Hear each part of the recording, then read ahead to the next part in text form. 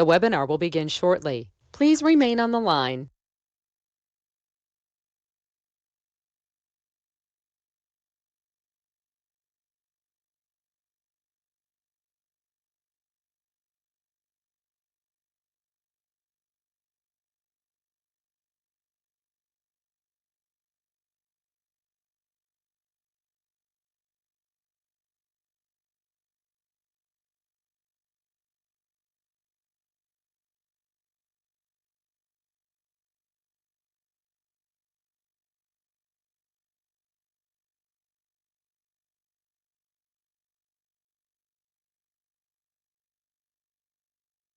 The webinar will begin shortly. Please remain on the line.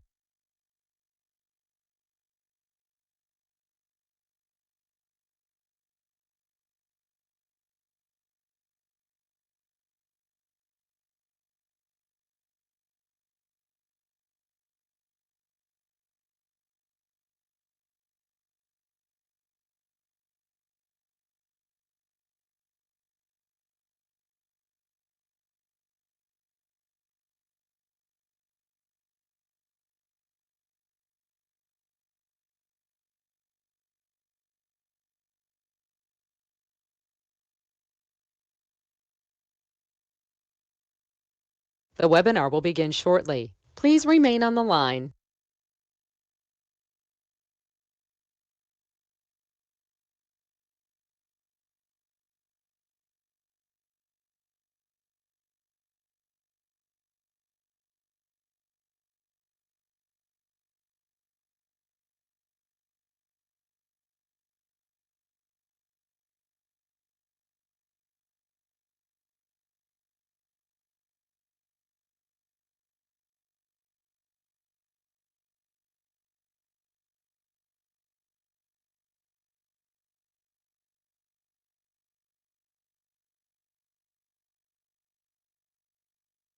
The webinar will begin shortly. Please remain on the line.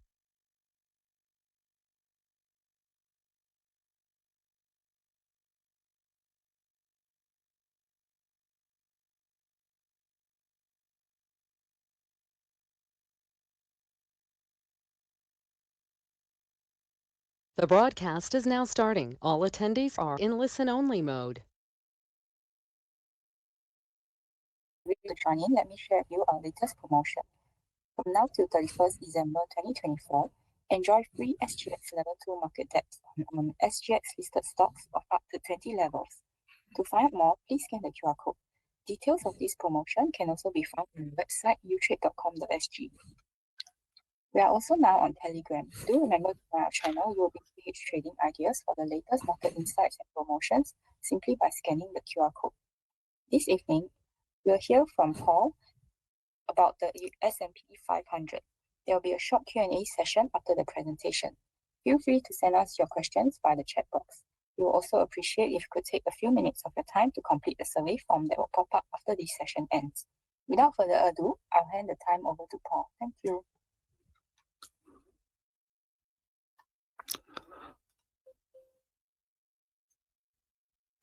Okay. Oh, there you go. Okay. So can everybody see my screen correctly, or am I in the wrong mode where you see the, so I'm looking for Jeffrey, is the screen correct? I'm just going to start because no one's telling me it's incorrect. Okay. Well, as you can see, the pictures that, yeah? Yeah, I think it's not in full screen. So you go to the display settings at the top. Yeah, the display setting. So you can't duplicate the slideshow.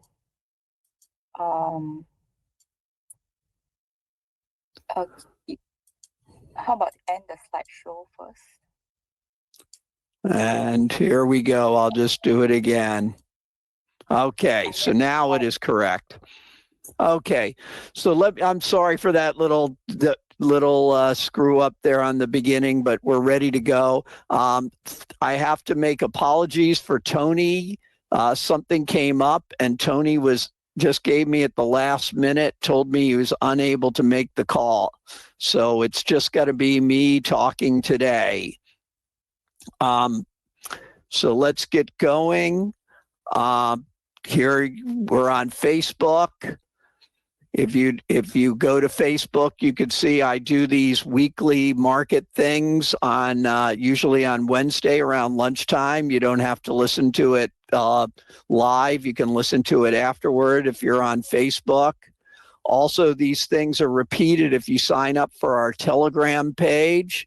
You can see them repeated there. I'm signed up for it. If you're not good, our Telegram page could drive you crazy with notifications. So turn the notification off and just check it every day to see what's there. There's a lot there. I've been doing also weekly updates on U.S. politics.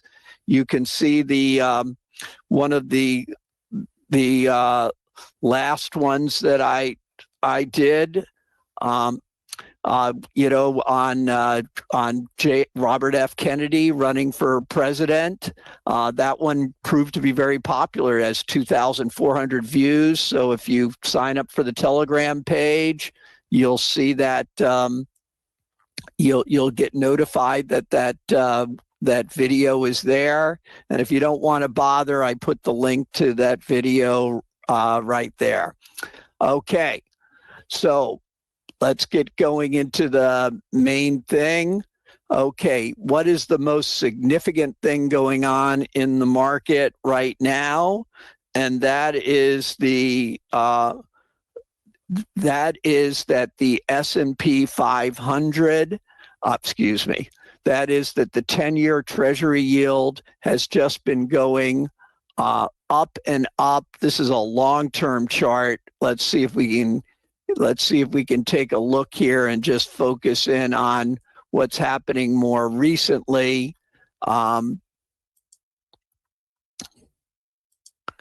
Here you go here.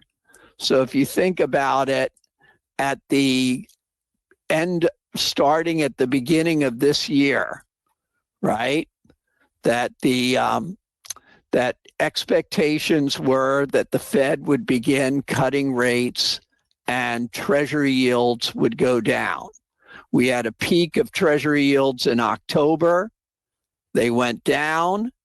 And then what happened is that the U.S. economy has grown much more quickly than anybody expected. That tends to make interest rates higher. And of course, in this case, it did. And so against expectations, we see Treasury yields going up and up. Now, is that a positive or negative for the market? Generally, that is a negative for the market. But of course, in some ways, that's being compensated because Treasury yields are going up for a good reason. And the reason is very strong economic growth. So in the quarter we just finished, the first quarter of this year, Morgan Stanley just raised its estimate of what first quarter U.S. GDP growth is got to be for the first quarter. It's got to be about 2.7%, which is pretty strong growth. Okay, so what I was saying there is that, higher interest rates because, it makes bonds more attractive than stocks. That is a negative, but of course, a strong economy makes it easier for companies to make money, and that leads to earnings growth. So that goes to our next slide here. And one of the things that you can see is, well, let's do a little bit of long-term history. When inflation really started, people were expecting companies' earnings to be crimped because they would have higher input costs. And that did not happen right away. And maybe that was delayed slightly because of, getting out of COVID and things like that. But nevertheless, we've had pretty mediocre earnings growth in the U.S. You can see the last quarter of last year, we were at 1% growth rate. And we're currently getting earnings are being reported for the first quarter. Now, this number here, this comes from FactSet, which goes ahead and looks at all the different analysts of all the 500 companies. They ask, what are you predicting for earnings? And they put it all together and they come up with an earnings growth rate. So they're predicting, all the analysts using this, what you would call a bottom-up approach, 3.2% earnings growth when this story appeared in Yahoo, which was a couple of weeks ago.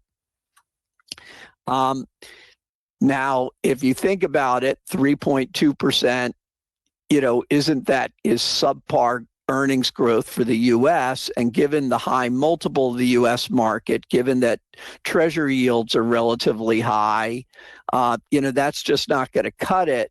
And it makes the market sound very expensive. However,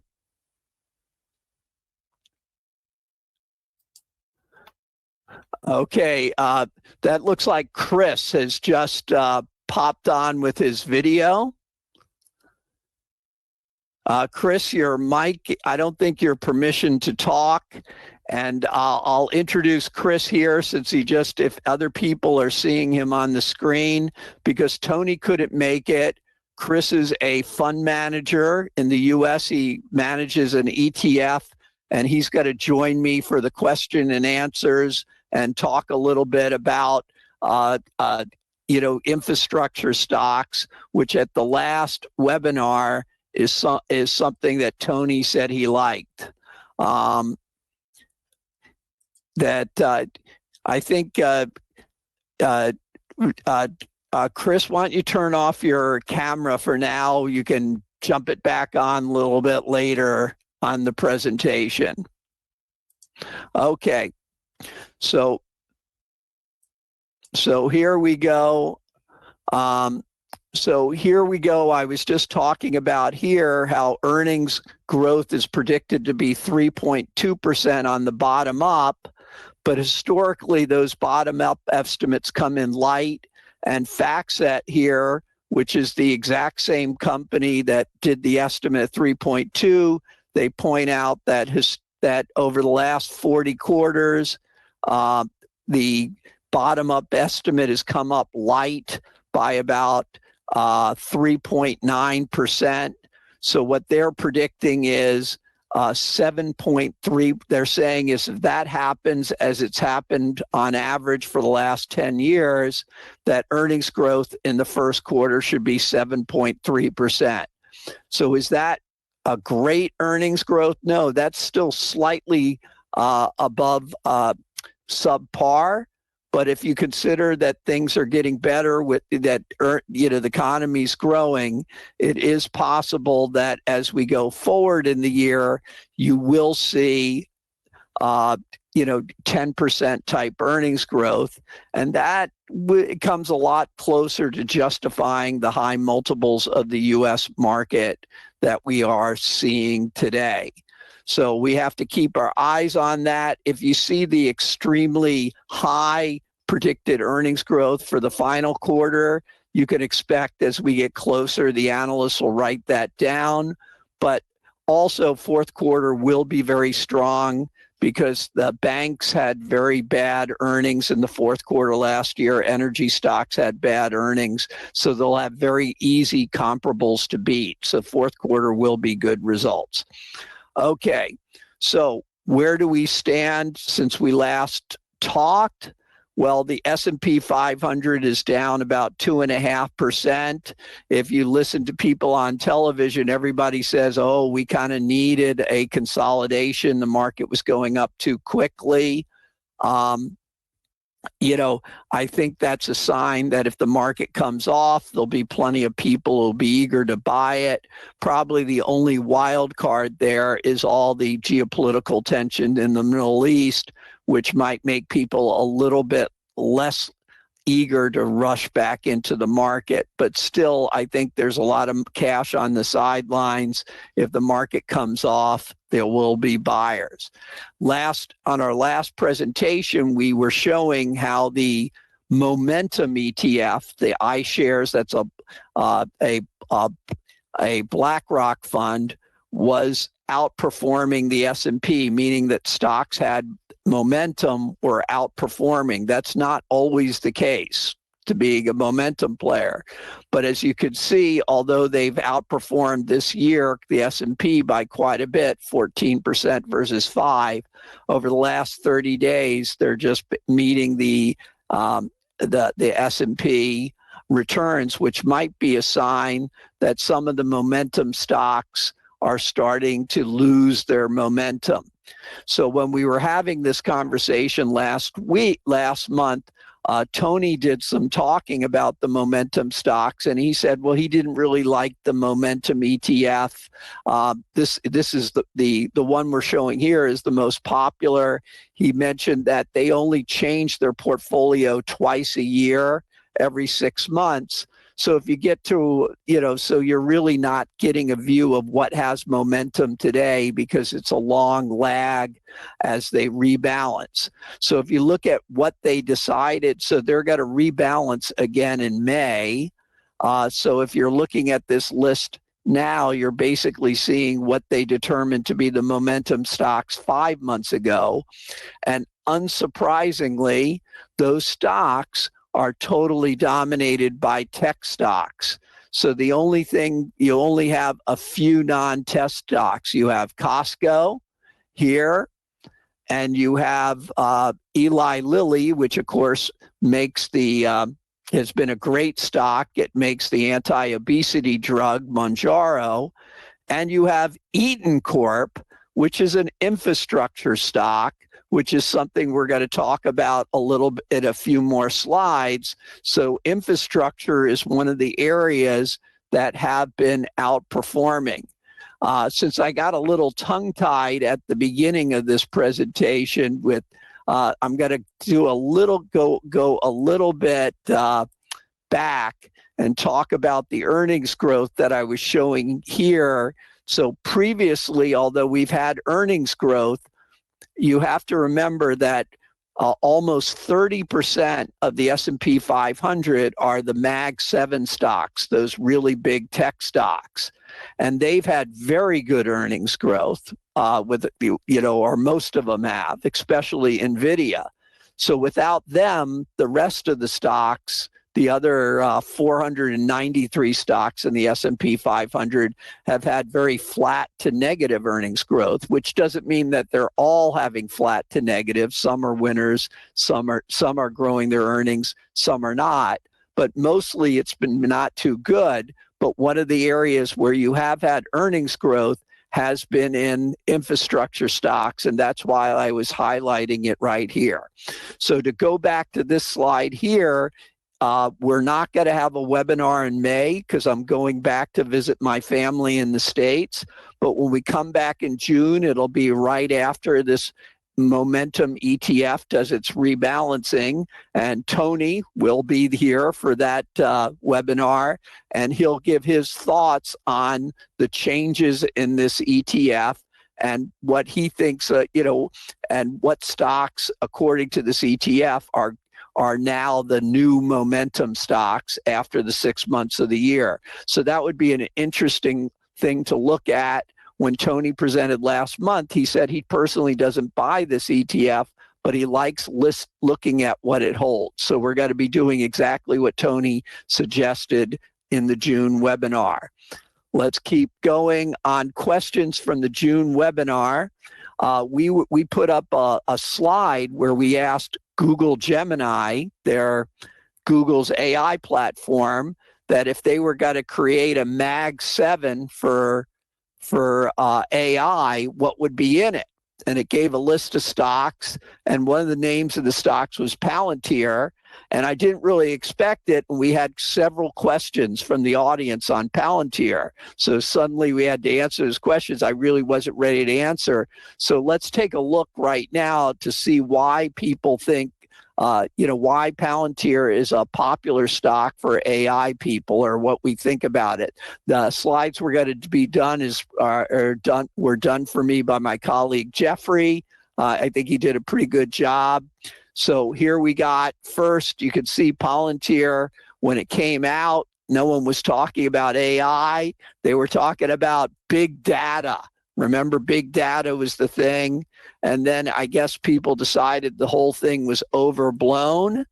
And then since then, this company has been very good at getting government contracts. So I would say, this is sort of an interesting, this is the company kind of surprising this rebound in stock on its performance and how much it's growing its revenue and earnings. And then this here is probably related to it suddenly being called an AI stock. So it may be a little bit, I'm kind of reluctant to use the word AI mania, but, there's a little bit of that probably going on. Okay, so you can see here what I'm talking about, that this company is has been growing very quickly. You can see the earnings growth, the revenue growth, and you could see that it's been growing its earnings most successfully with government contracts. Some of those government contracts are state contracts in the U.S., but most of it is federal contracts. Some of them are contracts with foreign governments as well. So you can see 21, 58%, 56%, 55% this year. Okay, wait a second. This is not the growth here. This is the growth. Well, the growth is good here. We went from 897 to 127 here. And then we went on here. You can see the growth is here. I'm sorry. And that's the whole growth for the whole thing. Okay, so here is also the growth for the government. Okay, so I did a very bad job explaining this slide. We'll give it another shot. So the point is, here you had very strong government growth, and you could see it slowing down and it's slowing down. And what the analysts are saying is that part of this slowdown in government growth is related that they've already signed up a lot of contracts. And, basically the U.S. government is getting kind of saturated with big data company contracts with Palantir. A lot of these contracts are from the defense and security and intelligence agencies. Okay, so in order to grow their earnings, since the government growth is slowing down, they're focusing on commercial. And so out of necessity, in order to grow, they have these AI boot camps. And you can see the analysts are expecting the pretty good revenue growth there. So you have the growth of their government business dropping and the revenue growth of their other businesses growing, and a bunch of that's on the back of AI. But the growth is not exactly super exciting. So you can see it here. Meanwhile, the company is trading at a pretty high multiple of 63 times. And then, so what you have is a company that's experiencing good growth, not superb growth, and you have it trading at a very high multiple. So you can see, like in previous presentations, we were showing NVIDIA, and we could see NVIDIA having a very, very high multiple, but with its superb growth, you could see how quickly NVIDIA's PE was dropping. But in the case of Palantir, in 2026, this thing is still trading at 46 times. So this is why the analysts don't like it. You have 7 analysts, which is pretty, it's pretty unusual for Wall Street to put a sell on something. And you have 7 analysts on Wall Street with sell recommendations on it, only 4 buys. So they're not buying into the AI story. And in actual fact, if you want to be a cynic, this is probably the most bullish thing about it. It's probably a bullish sign when analysts are getting uniformly bearish on a stock. So if you want to be a little bit of a cynic, and contrarian, maybe this is the stock, but really it's hard to argue with what those analysts are saying is this is a stock that seems to be trading above its fair value. Another stock we had a question on, and I kind of fumbled the answer at the last webinar, it was Block.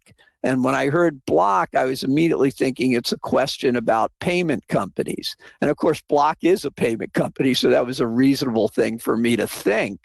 But of course, Block, which was formerly known as Square, the reason the person was asking is because Bitcoin is doing so well, and Block has always been seen as something of a Bitcoin trade because Block has a very popular payment app called the Cash App.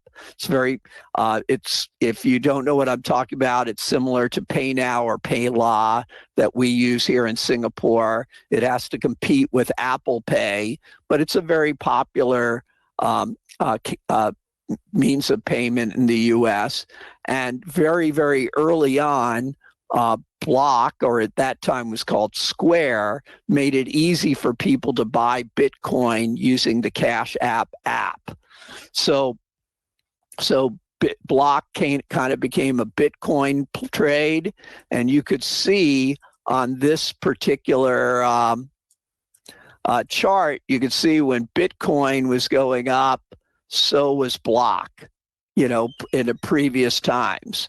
And then what's happened now is you have a second set of increase in Bitcoin, but the market is not exactly convinced that Block is the best way to play it. You can see it seems to get a little bit of benefit, but really I think people are realizing that if you're got to buy Block, and this is something Tony said at our last present, that you really want to be buying it because you like it as a payment company. So let's just go in there. So here you could see we already, just repeating this slide repeats what I just said. And here's a comparison between Block and PayPal.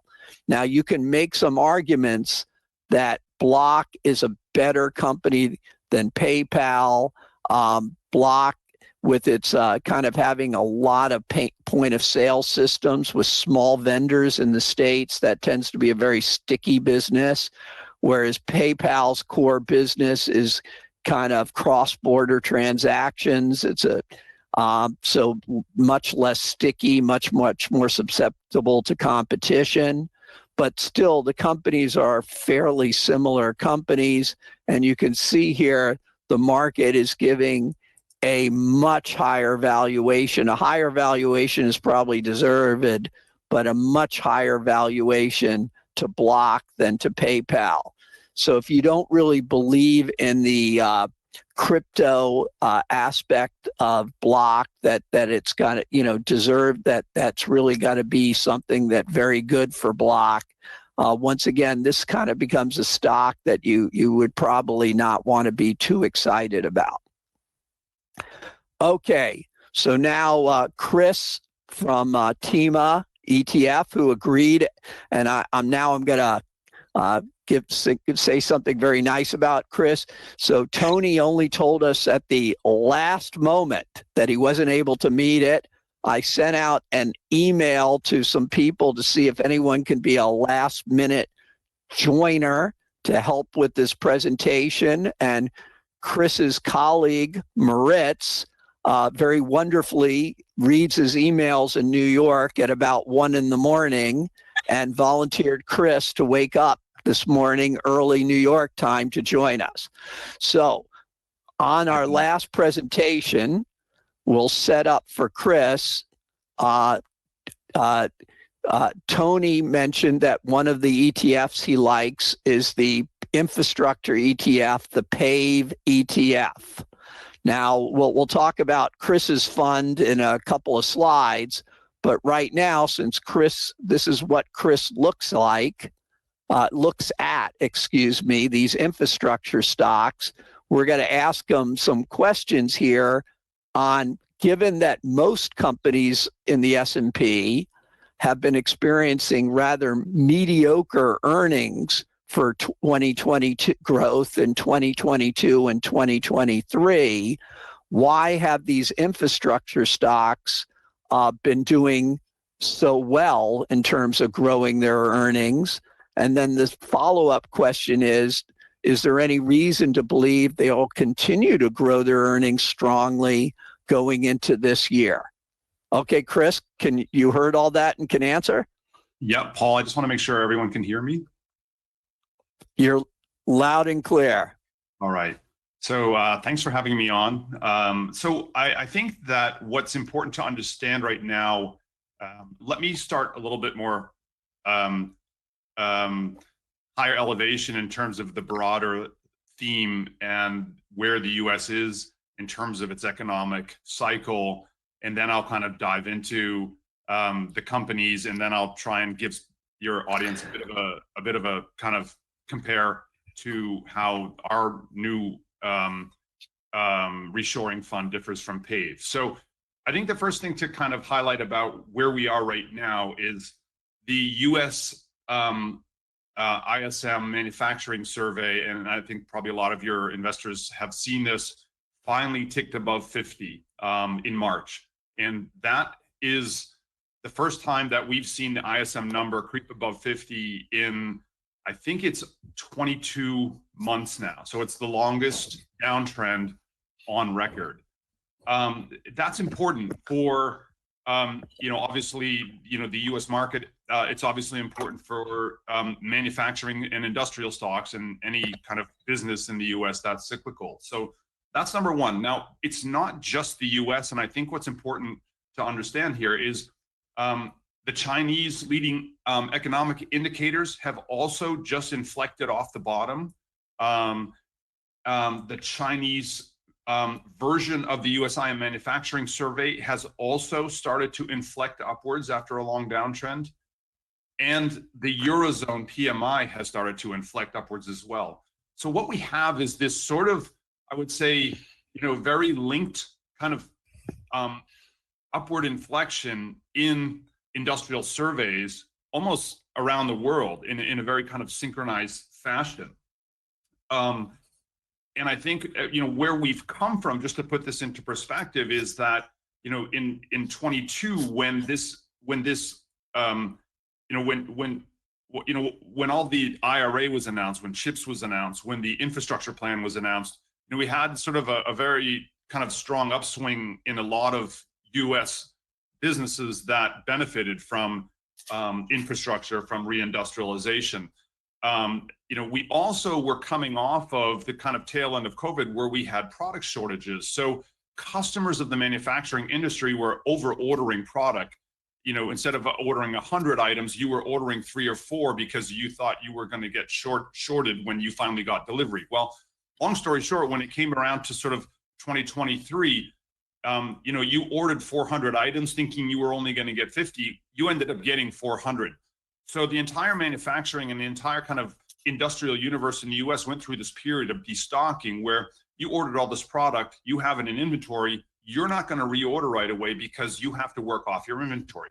Now, that work off in inventory brings us to the first quarter 2024 where we are right now. And while we haven't gotten into reporting season yet, the first company, just as of this morning, the first company that reported that we own is a Swiss company called ABB that does a great deal of business in the US. It is a reshoring beneficiary because ABB has essentially 75% market share in making all the transformers that hang off of telephone poles in the US. The transformers are used to kind of reduce voltage electricity once it comes out of the power plant into the transmission wires and into the house. So they make a lot of infrastructure equipment that is used on the US electrical grid. And they just reported that their Q1 orders actually increased. And I think what you're seeing right now is that what would normally be a cycle and we'd be kind of going into kind of a low part of the cycle, orders would be down, revenues would be down, profits would also be under pressure. We're actually seeing a continuation of growth in company order books. So, and maybe I'll just kind of end on this. I think a lot of investors probably read the headlines in the papers about all the semiconductor orders, all the EV businesses that are getting funded here in the US. There's a lot of infrastructure projects getting funded. It's important to keep in mind that while we've seen a lot of announcements since the IRA and the IIJA and the CHIPS Act were announced back in 2021, only less than 20% of those projects have actually broke ground. And I think that what is potentially happening here is that order books continuing to grow reflect that these projects are starting to finally deliver. You know, they're finally beginning. And I think what would have normally been a kind of economic cycle in industrial businesses in the US, you know, that the reindustrialization spending and the spending by the government has actually bridged what would normally have been an industrial recession. And I think that, you know, the funding that's in place is important, but it's also important to keep in mind that only 55% of the projects that have been announced so far in the US are government funded. Almost half of them are funded privately by the companies themselves. So it's not just kind of this one, you know, hit of adrenaline that the government is providing and then it all goes away. Companies themselves are actually, who are not getting funded, are actually reindustrializing and upgrading their industrial infrastructure in the US. So how does our fund differ from PAVE? Well, that's easy. There's one answer. It's focus. So PAVE is approximately 100 stocks. The TEMA American Reshoring Fund is about 31 names. And the portfolio construction. Oh, sorry, go ahead. Why don't I interrupt you there? Because we have slides on that. So you're going to like destroy my order here. Oh, no, so sorry. let's. Go ahead. Yeah, just everybody remember, Chris is a last minute invite, so he hasn't seen these slides here. There's a picture of him right there. And to remind you, so here he's mentioning, so we had him as a guest about a year ago. And we were very eager to hear him talk to us because, you know, Chris actually visits these factory sites. So when he was mentioning the IRA, if Casey, that's the Inflation Reduction Act. That's one that put a lot of money into green projects. And he also, of course, mentioned the CHIPS Act.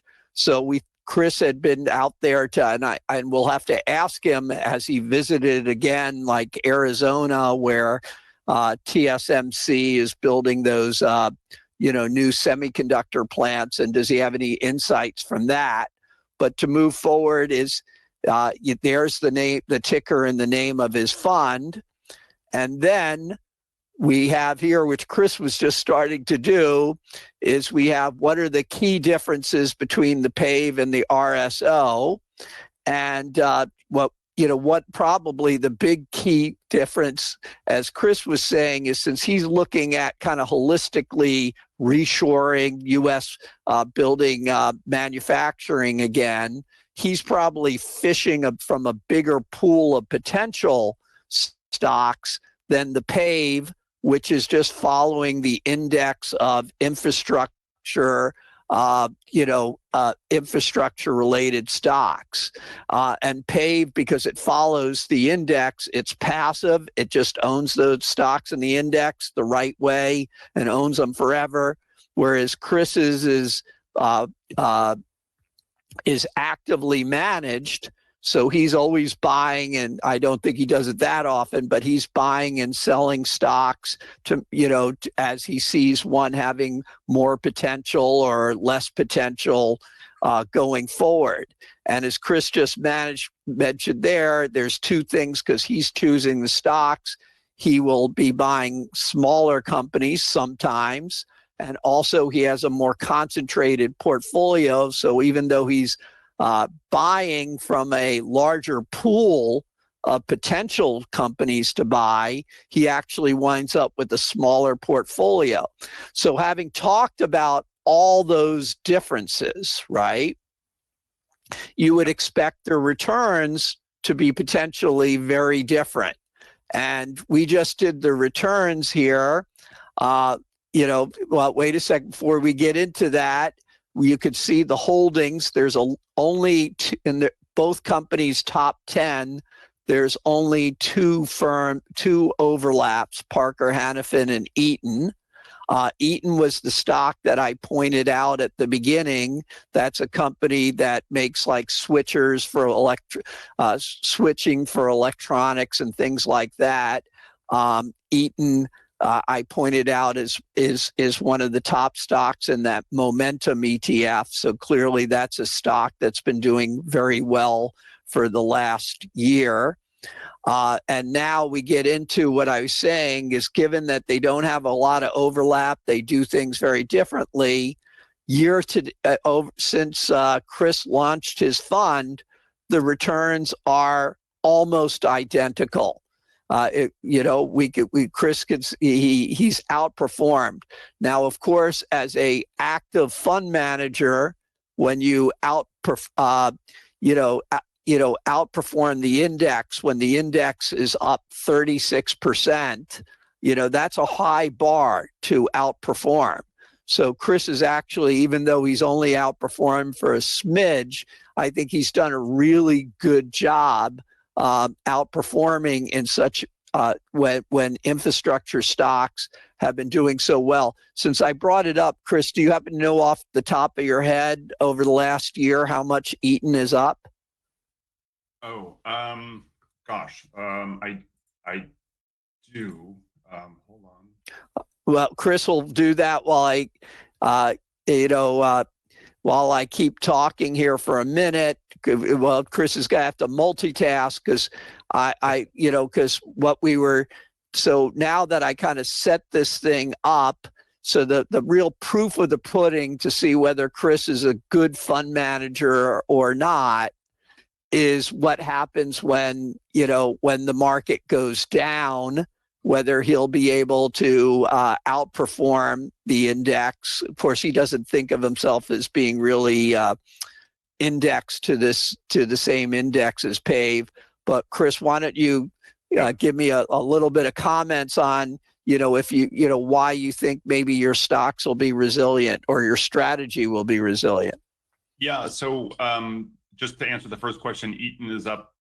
It's been a double in the last 12 months. And I mean, Eaton is a company that is essentially at the epicenter of American reshoring, because they essentially are involved in all sorts of reshoring end markets, whether it's selling products that go into the U.S. electricity grid, selling products that go into industrial factories to control high voltage and reduce it to medium voltage.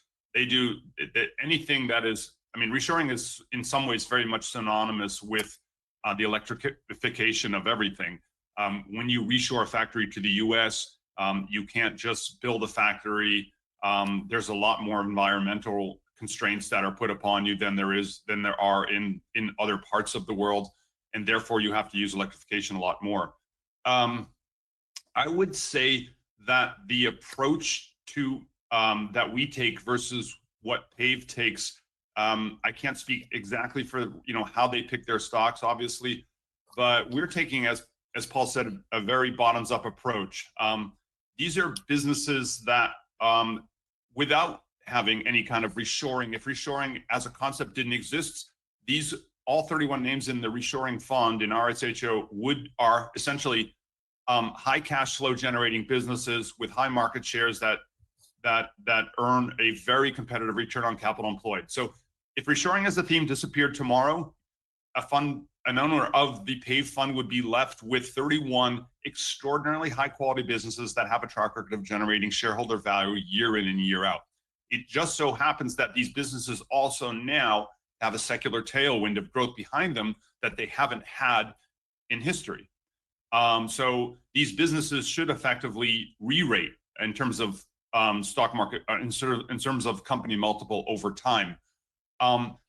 And that's where the difference of the approach really sits, is that I think with PAVE, you're getting 100 stocks, and you're getting businesses that are, according to them, benefiting from the from the reshoring trend, without kind of regard for whether or not these are actually underlying good business models. And I would pose the idea that a steel company typically has not been a good steward of shareholder capital over the long term.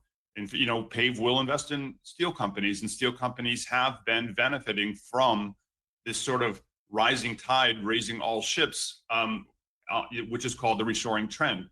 I think what we prefer to also do is give our investors access to companies that are kind of not garden variety reshoring, you know, poster children names, meaning, you know, you can buy Caterpillar, which is in the paper every day as a reshoring idea, but within our fund, you could also buy Terex, which is a maker of lift machines. We own, instead of owning an aggregates company, which puts aggregates in the ground underneath. Every time a factory gets built, you have to use aggregates. You know, we own the electrical equipment that needs to go into a factory. We own a company that also makes air conditioning that goes into a factory. So, you know, with PAVE, you'll get a company called Trane, which is kind of a household commercial air conditioning company, as all manufacturing needs air conditioning on top of their roofs. We own a company called SPX, which makes cooling towers. Now, SPX is a very small company, but I think has better earnings growth than Trane. Given the size of PAVE, which I guess is about a $6 billion, $7 billion fund, PAVE can't own SPX at the level we can, because they'd end up owning 10% of the company. So we can put SPX in our fund at a very high position, and shareholders can benefit from these smaller businesses that PAVE, simply by the fact that they're large, can't access these companies. And when I say access them, I mean can't actually give investors exposure to them as a top holding, because they simply have too many assets to put into them. And I think reshoring going forward is not about these sort of large brand name companies like Caterpillar or Eaton. I think what you'll see happen over the next sort of, I would say 12 months, at least for our fund, is that we're going to make sure that we start transitioning to smaller, medium-sized businesses, and we already have. And these smaller, medium-sized businesses, these are going to be the real beneficiaries of all of this spending. And as I said, only 18% of the projects announced have started. Small, medium-sized businesses are going to see enormous increases in the trajectory of their earnings growth going forward. And so if I guess to put it differently, we're trying to give our investors exposure to these businesses, these reshoring beneficiaries, before they become kind of household names.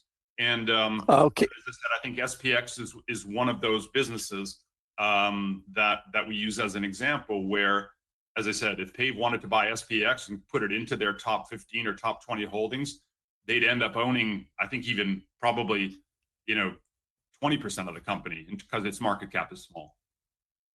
Okay. So, Chris, my understanding is you have to run off very soon. So?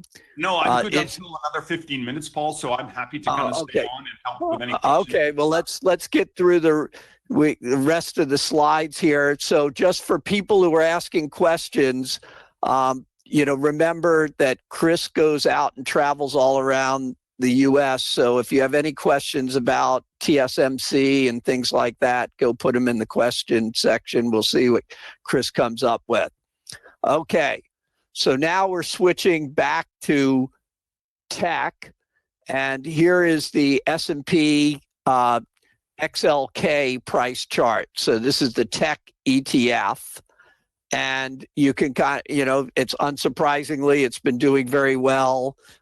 You know, this is the strongest sector in the United States. But within tech, you know, you can break it down to sub-industries or subgroups.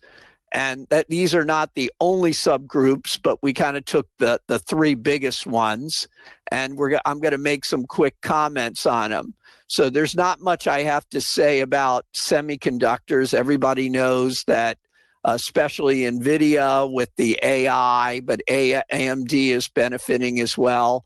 I mean, this has been very strong for a year, and it's very strong it's one of the strongest things year to date. During the last presentation, we had a couple of questions about software, right?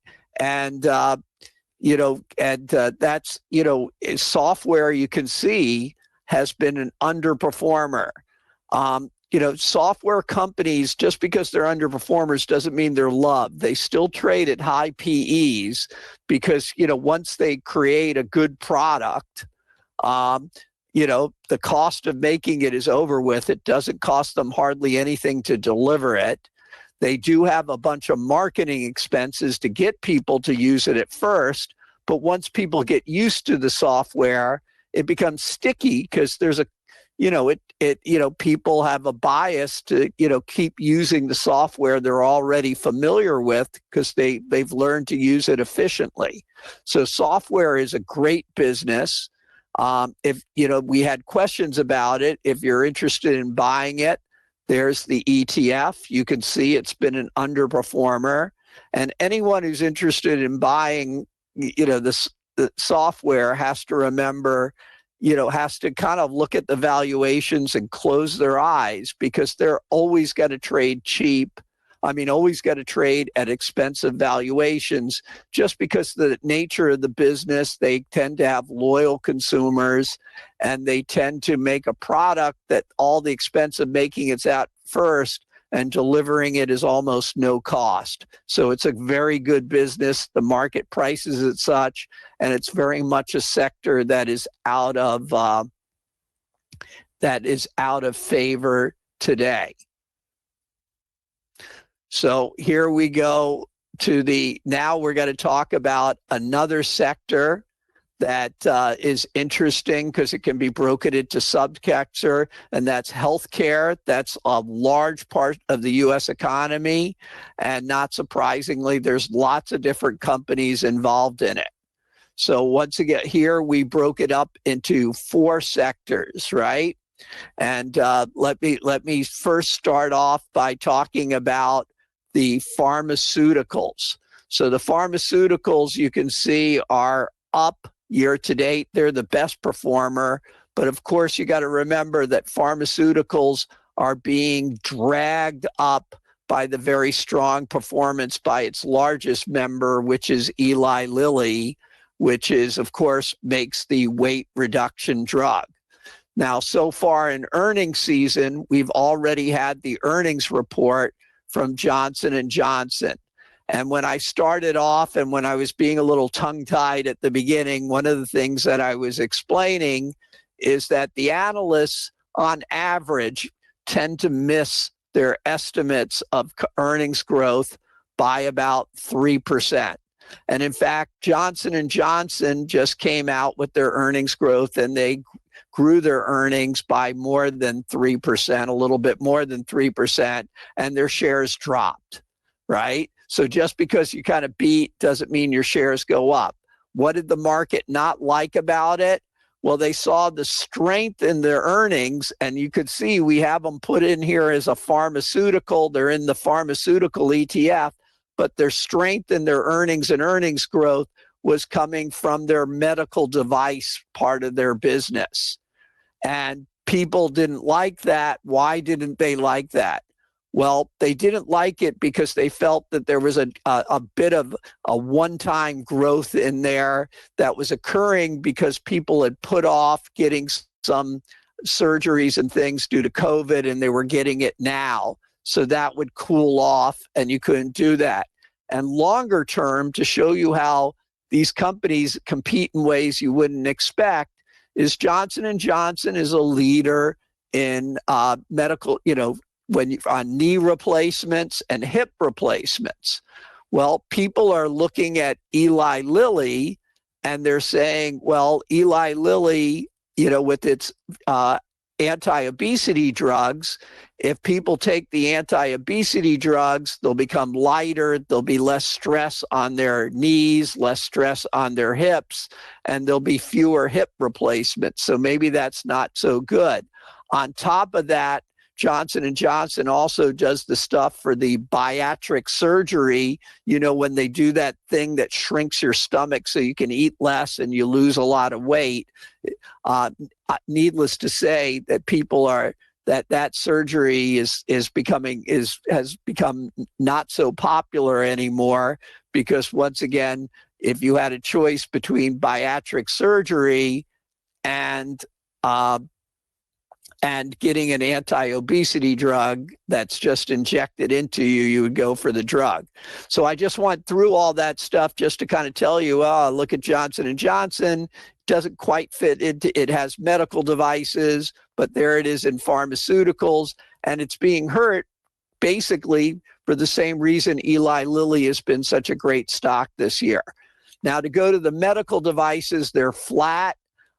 These stocks, you know, when I was talking about what a great business software is, that the same thing for medical devices, because unlike you can see biotechnology stocks are down, and that's because there's a lot of blockbuster drugs in there that are coming off patent. So it's, you know, these companies are on a lot of pressure to create new drugs. Medical devices, you know, you don't need to create a new kind of medical device, because if you're making a stent or you're making something to do with the heart, that the existing medical device can simply be improved technologically. You don't have to invent a whole new thing. So once these companies have leadership in a medical device, they can to keep the leadership by constant innovation. So they tend to be steadier businesses, safer businesses, drug companies, and they've been great performers over the long term. But right now you can see they're also languishing.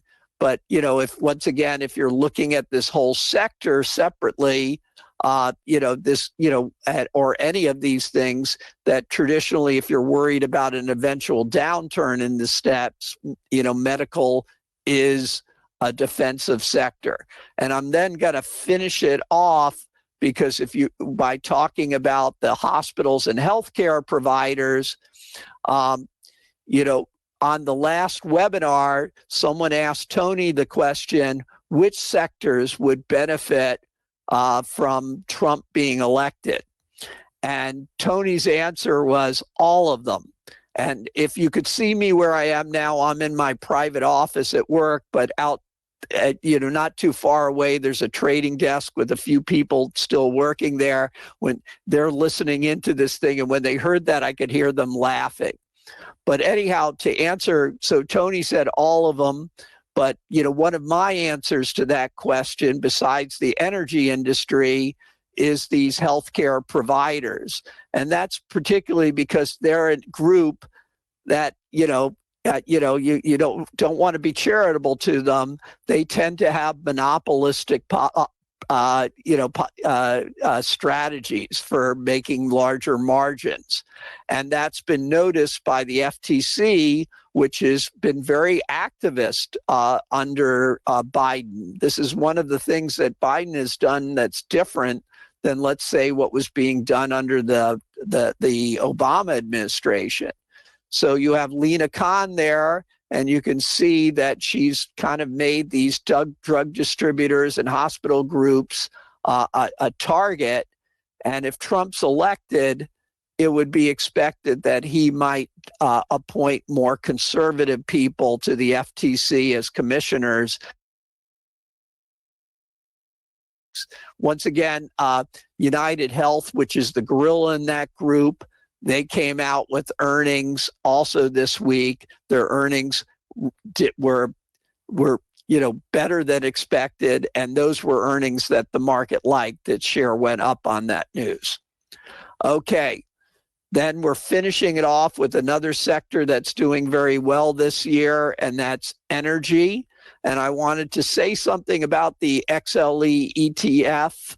I've never been a big fan of buying the USO, the commodity ETF that buys oil futures. Over the long term, that's not done very well, although it's doing okay this year. But energy stocks, they're trading, they pay an okay dividend, they're buying back their shares. They don't trade at high multiples. They look very good. And with this bump up we've had in oil prices this year, they're outperformers. But what's interesting is among the outperformers, and if you bought the ETF, you're buying the refiners, which is not a big part, but it's like 12% of the ETF. And actually, that's one of the advantages of the ETF. You never would have thought to buy U.S. oil refiners, but these are the outperformers this year in that sector. So that's a benefit of getting your energy exposure, getting some commodity exposure through the XLE and the oil stocks. And also that diversity has really worked to its benefit this year. Okay, we're finishing off with gold, which is doing very well. You could say that gold is benefiting from some of the geopolitical tensions, but we've had geopolitical tensions before where gold hasn't done that well. So I've never been a big believer in that theory, or there's not a lot of certainty for that theory. But nevertheless, gold is going up, and technically it looks very strong. So any of you that are holding gold, you have to be very happy. My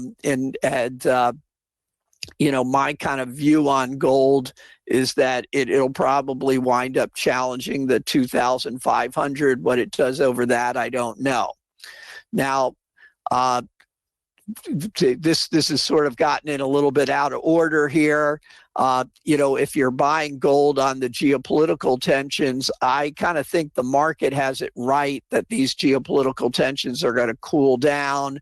There's several different, you can see a lot of news people have different views and different reasons. One of the reasons I think it's going to cool down is because when Israel does their war planning and does their war games, they never really expected to be in a situation where a large part of their troops are tied down fighting an insurgency or whatever you want to call it in Gaza.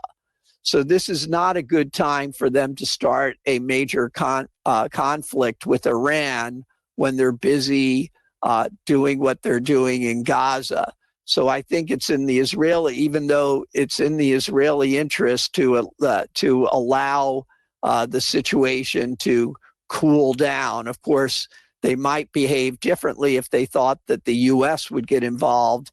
But I think the U.S. has made enough comments about not wanting to get involved in a war with Iran that the Israelis wouldn't take the chance, that wouldn't count on the U.S. being a partner with them on a war with Iran.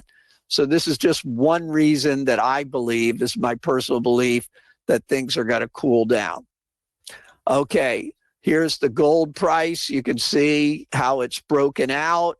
I'm going to move quickly through her just to make a few comments on silver. This is the gold to silver ratio. So when you're up here on the top, right, you're basically saying that gold is relatively expensive versus silver. Okay, and you can see that and if you went to a very, very long-term chart, all these numbers, gold looks expensive versus silver. But if you look at it more on a short-term basis, you can see that silver suddenly this year has started outperforming. And I kind of wanted to give you my view on that. There's an old expression about silver trading that in a bull market, silver trades like a precious metal. So basically what it's saying, when markets are bullish, silver will behave like gold. But in a bearish market, silver trades like an industrial metal, like copper. So we're in a bull market now. So silver is going up, and it's actually outperforming gold a little bit, and that to me also is predictable because there's such very strong demand and growing demand for silver from the solar industry to make the solar panels. So my answer on silver for any of the people who like buying it is, if you're bullish precious metals, it looks like right now silver might outperform. But if you get the market wrong and things start going down, it's also going to underperform on the downside, meaning it'll drop more quickly and more strongly than the price of gold. That concludes it, and I'm going to get into the questions right now. And we know that we'll see what we have.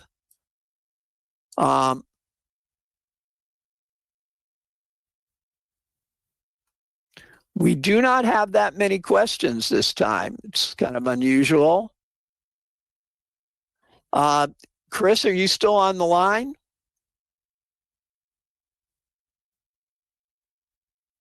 It looks like Chris had to run off. So the first question that we have here. Oh, you're here. This is a big picture question. I'll answer it as well. But someone's saying it's just a basic thing about the current downtrend in the market. Of course, it's only down about 4%, right? And do you have any view on whether this is likely to continue for the S&P and NASDAQ? Look, I think my view on that, from kind of where I sit as a manager of a fund that is I guess to some degree less technology focused, that the market is obviously very concentrated, and I think that there is still a lot of earnings growth out there that investors should be paying attention to, aside from semiconductor stocks. And one place to find earnings growth right now is, in the manufacturing and industrial space in the U.S. This is a secular trend, and I think this secular trend of reshoring in the U.S. is only in its very early stages, and you can access very strong double-digit earnings growth through industrial businesses that, while may have been cyclical in the past, are now becoming much more secular in terms of their earnings growth, because of this theme. And then if you step even bigger picture, as I said, we had ABB report this morning. ABB has just said that they are now seeing a recovery in their China business. And the China business for ABB and for a lot of industrial companies out there has been quite poor for the last, I would say, almost 3 years. So I think what your investors, I think, should just pay attention to is that, aside from the tech sector, there's a lot of growth, earnings that can be accessed out there in other industries besides tech. And, U.S. manufacturing is one of them. And moreover, this is all getting fueled by what I think is becoming a synchronized recovery, in the industrial space, not only within the U.S., but within Europe and in China. Okay. And one of the things I'll answer that is I think there's earnings reports are going to be pretty strong. So if we don't have a big problem in the Middle East, I think that's going to limit the decline. I think it's pretty normal. I mean, market was going up like crazy. So I think it's pretty normal that we're having a pullback right now. But I think it'll be limited if you continue to have companies beating on earnings reports. And also, if the companies themselves are saying good things about their business as they report earnings, that will give people further confidence that the second quarter we're going to have good growth in the U.S. as well. The next question is a very good question. It says, are you concerned by ASML's poor results? Is it a sign NVIDIA and the other related tech stocks have peaked? Well, I think there was a little bit of mania in there. But, you can look at, so it wasn't surprising when ASML gave some bad news that the share came off sharply. But if NVIDIA is a very dominant chip company in AI chips, ASML on the products it makes, it is imaginable that eventually, and most of the analysts assume that over the next several years, NVIDIA will have greater and greater competition of what it does. It's not going to have the whole market to itself as it does now. But with ASML, you look around, there's no competition for it. There's no one even, there's no one even close to, to coming up to being a competitor for ASML. So I think the lesson you have to take out of that report is we've had a very strong market. This thing has gone up. You had a surprising, you had a surprising number for new orders from the company. Some of that's probably related to some of their people who order from them order in very big size and just hadn't done it. And they might get whatever lack of new orders they got this quarter, you may see it next quarter. So ASML would not be maybe it's expensive. Maybe it had to come, maybe it's good that it got a little shock to it, but it's definitely a company that's kind of on solid ground.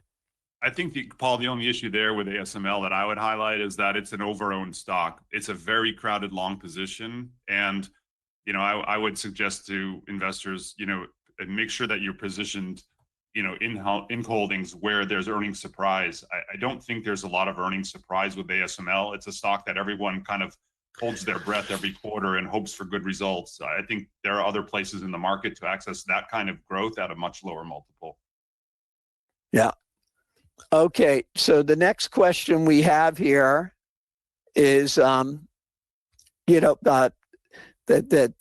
next question we have here is about Apple, and the person's asking whether I have a valuation of Apple.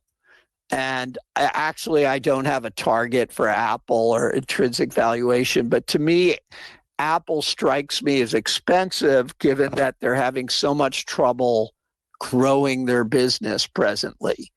And when they've been in this position before, and every time they've been in this position before, they've always kind of pulled another rabbit out of their hat. And so the question is, if you're an Apple lover and you think they will pull another rabbit out of their hat, then stick with the stock. But with me, I'm like, I have some doubts, and I just think the valuation, doesn't seem justified basis the way, at the pace they're growing their earnings. Now we have a question for Chris, which is about withholding tax. So this is extremely exciting.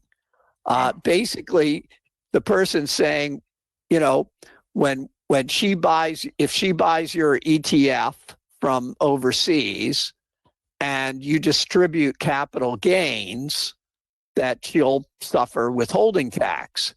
And her question is that, because you're an active manager as opposed to like the PAVE, which just always owns the index, are you more likely to have capital gains distributions, or can you minimize that somehow? So I guess technically speaking, I would probably defer the specific question about withholding tax on because it's a bit above my expertise level. But I guess to answer it from a more broad standpoint, we don't trade our SHO, which is our American Reshoring Fund. We don't trade it very, our turnover is actually extremely low.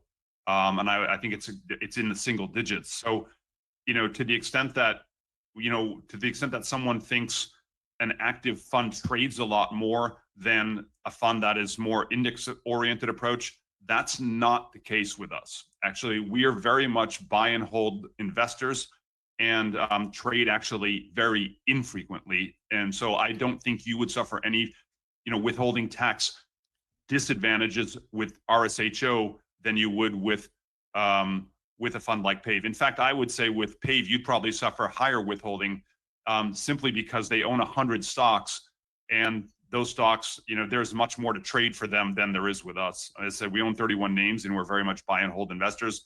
The Reshoring Fund hasn't really changed at all that much since we launched it. I think we own one new name since we launched it over a year ago. So the answer is that no.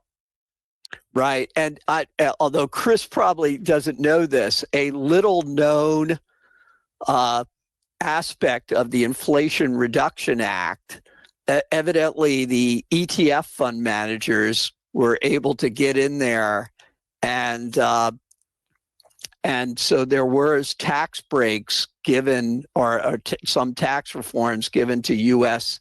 ETF fund managers in the Inflation Reduction Act, which is sort of, made the withholding tax is still there, but it's made it a little bit less painful for foreign investors. For one thing, the withholding tax is on when there's interest involved. They no longer have to withhold the withholding tax and later rebate it to you. And it's also, much to the annoyance of the mutual fund industry, the ETF industry has some of these are using swaps in order to, when they change their positions, in order to change their positions without actually realizing a capital gain. So these are all things that have happened, but yes, the US government still imposes, if there is a capital gain, the ETF manager will distribute it and there will be a withholding tax. But I was just sort of going through that, just anecdotally, we're seeing less withholding tax in ETFs than we have seen before. And part of that's from the Inflation Reduction Act. Are you expecting further corrections by? Well, I think I've sort of answered that one. Someone saying sell in May and go away. Let's just do a quick check, Chris. Did that work last year? I think it actually worked to sell in May, but I think you better have come back a little bit earlier. Do you have a good memory on that? Yeah, I do. So, it just so happens that we launched the fund in May of last year. The fund actually it outperformed PAVE very strongly from May all the way through into December of last year. And there was a slight downtick in performance sort of late in the summer. As I said earlier, we got into this period of destocking where there was over inventory in the industrial space in the US. But that was a very short-lived downturn. And I think that, as an investor, some of these mega trends, and reshoring is certainly one of them, I think it's dangerous to kind of rely on the cycle or, the ups and downs of what people cycles that people rely on, because these mega trends are actually fueling growth through the cycle now. And as I said, I think at this last sort of 9 months, you would have expected the manufacturing economy to be in a recession, but I think that recession has been completely offset by the mega trend of reshoring, which I think has still many more years to come.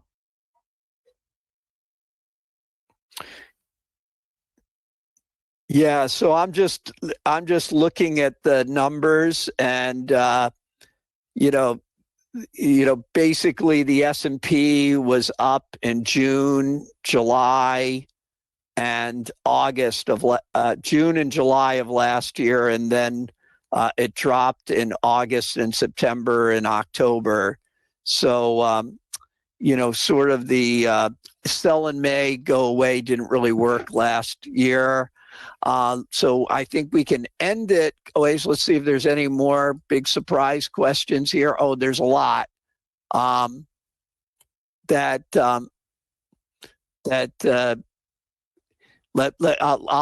to run through them quickly so people can go home for the evening, that these people have stuck with us. Just to, because you got this question, I'm going to say very quickly what you should be scared of. So the U.S. economy, interest rates are high in the U.S. and they're not coming down quickly. Bond yields are high and they don't appear like they're likely to come down quickly. Balancing that out is the strong U.S. economy. So the bad things are happening for a good reason. The risk at the U.S. economy is slowing, although it's still growing great.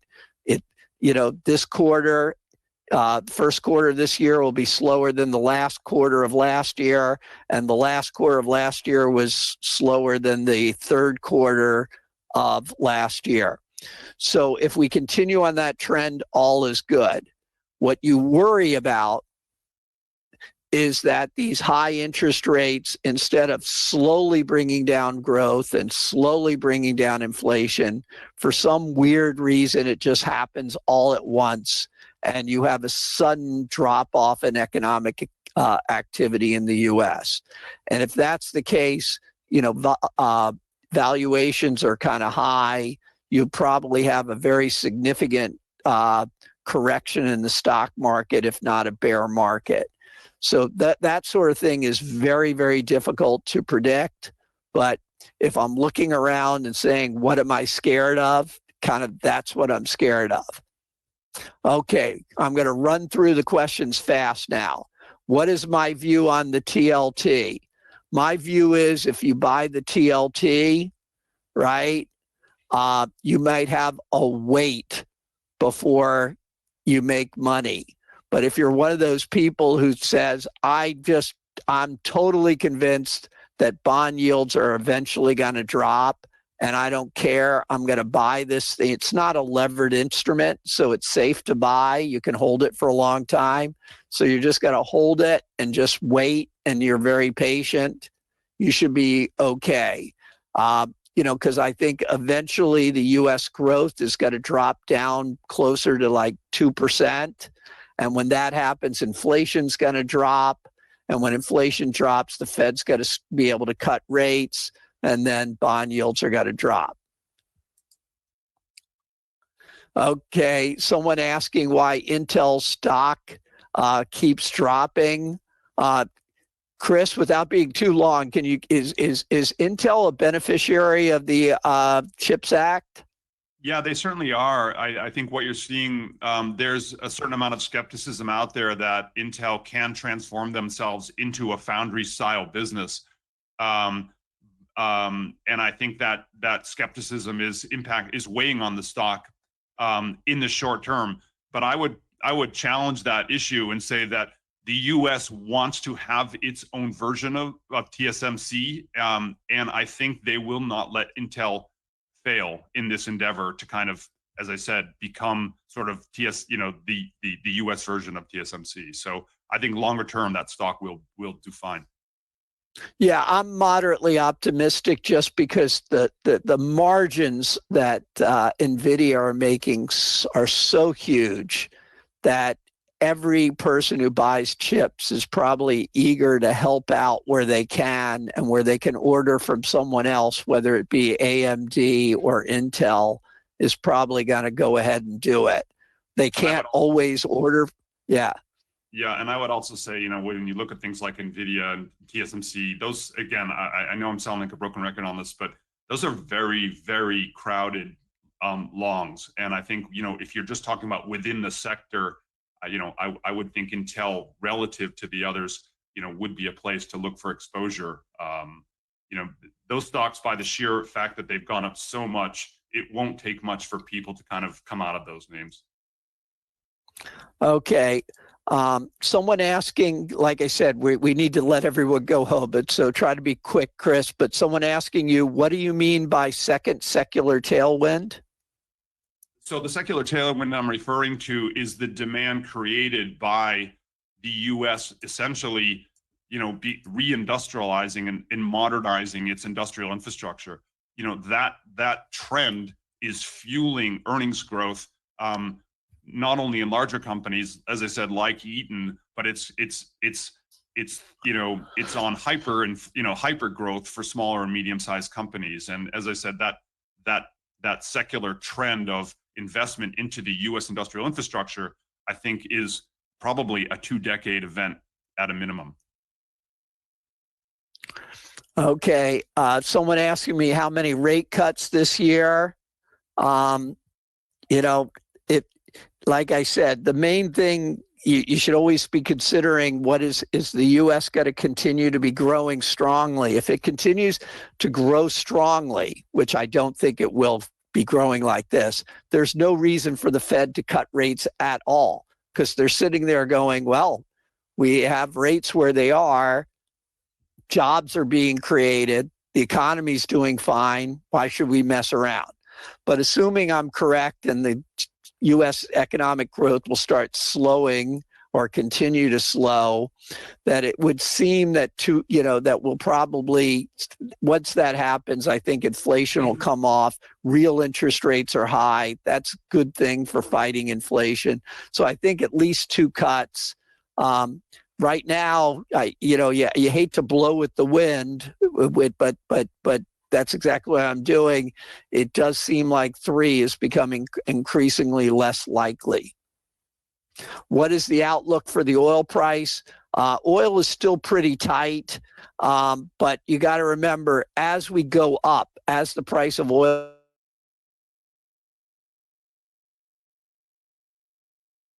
goes up as well.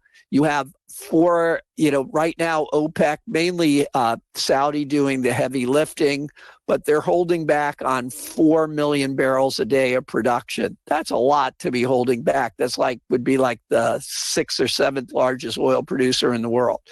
So as you see the, as you see the price go up, you will see more production coming out as more OPEC members will overproduce beyond their quota. So I guess if you want to look at the oil market, it still looks pretty bullish, but we're into the middle rounds and maybe into the late middle rounds. Once as we go higher, you're going to see more production. And also, interestingly, the IEA, the International Energy Agency in Paris, just recently dropped their estimates for demand growth for the U.S. this year. And one of the reasons was basically EVs, that EV growth is cutting into energy demand a little bit more quickly than they predicted. And that's just something that's going to grow and grow. So anyhow, that's the answer to my question. It's okay to be bullish oil, but recognize, you get another good leg up, and then all of a sudden you'll start seeing more supply. And also remember what we said, that the energy stocks, even if you kind of ignore the noise of the market, they're trading at relatively attractive valuations. They're paying, the big oil companies are paying dividends, and they're buying back their stocks. What sector do you see is the most value for investment? Well, value is probably the wrong word. I've been wrong on this for a long time, so maybe you shouldn't listen. I've said that that the healthcare sector looks relatively attractive. We've had a few slides on that. Maybe eventually I'll be correct on that. Can the U.S. service its $34 trillion in debt? Absolutely. Can the U.S. continue to add to its debt at the current rate? No. So basically, what you need is the members of Congress to do something to attack the deficit, meaning to attack the way that they're adding to the debt every year. But once they do that, yes, they can service, even though that's a huge number, yeah, they can take care of that. Do you think the Baltimore accident will? No, I don't think the Baltimore accident will have any material impact on earnings. This is I was in that business very early in my career, and people can be very creative in moving around their supply chains when they have a problem like this. What do I think of Tesla stock performance in the long run? Look, Tesla is looking increasingly more attractive as the price drops. That's all you can say. Historically, whenever it starts looking actually attractive, it's been a great buy. This time, it looks like its problems are going to be a little bit more long-lasting. If you're trying to time the market, maybe you want to stay away from it a little bit longer. But there's really ultimately that company is going to wind up with a very large market share. Let's see if Chris agrees with a very large market share of the U.S. auto market once the U.S. auto market just follows China and becomes over half EVs. Chris? Oh, maybe we finally did lose Chris. He had a meeting he had to run off to. What is the outlook for the dollar? Right now, the dollar, I think the dollar's priced in a lot of its strength already. I mean, the big strength thing on the dollar is that the Europeans are almost definitely got to be cutting rates in June, and the U.S. is not. So that's a big positive for the dollar. But of course, the dollar did move up on that, so it's already in the price. So I would expect the strong dollar to start cooling off, maybe not this month, but sooner rather than later. What is the name of Chris's fund? The ticker is RSHO. It's the Reshoring ETF. It's a relatively small ETF, so take a look at it before you buy it. But it's kind of, Chris, it's an interesting, basically, it's an interesting concept there that they're trying to buy stocks that benefit from increased manufacturing in the U.S. If the U.S. economy is going to slow down, then why is earnings underway in your earlier slide? Well, I kind of explained fourth quarter's got to be strong because it's easy comparables, but the U.S. economy slowing down doesn't mean shrinking. It's that currently when the U.S. economy in the previous 2 quarters were growing more than 3%, that's an unsustainable rate in the U.S. The U.S. economy can't grow at that rate and not cause inflation. And, so for the U.S. economy to start growing at 1.8%, that's just fine for everyone. Okay, there's some question. I think Chris is gone. Someone asking whether they should buy the dip now. I don't know. Because the markets, if you look at how much the market surged at the beginning of the year, this doesn't look like that significant a dip. Yeah,